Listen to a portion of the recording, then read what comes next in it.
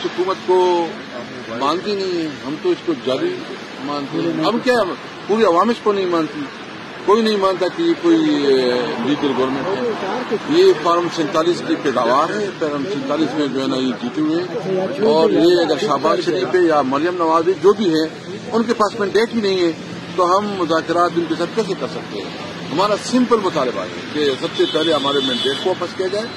ہمارا مینڈیٹ واپس آئے گا، عوام کا جو ووٹ ہے اس کو عزت دی جائے، تب ہم جو ہے نا آگے بات کریں گے. لیکن اس صورتحال میں کسی کی مینڈیٹ نہیں ہے، ان کی اپنی بیوی بچوں کو پتا ہے کہ یہ ہارا ہوا ہے، اس کو خود بھی ضمیر اندر سے آوازیں دے رہی ہے کہ تم جو ہے نا ریجیکٹڈ ہو، اور اس کے بعد وہ اگر کرتے ہیں تو اس کے بارے میں بالکل واضح ہوں کہ ہم نے کوئی مذاکرات نہیں کرنی ہے. ہم سمپل اپنا ہاتھ لے کے رہیں گے انشاءاللہ. میں آپ کو ایک بات بتاؤں کہ انشاءاللہ اس زمین میں ہماری حکومت بنے گی انشاءاللہ تعالی.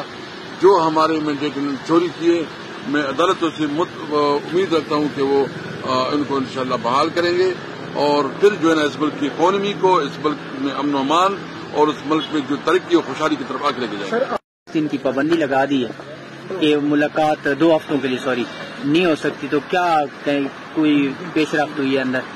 دیکھیے ابھی تو کیس چل رہا ہے اور میں باہر آ گیا ہوں، میٹنگ میں اٹینڈ کرنا ہے کچھ وقت کے لیے. دیکھیے سب سے پہلے تو یہ بات ہے کہ یہ جو پابندی ہے یہ انلیگل ہے،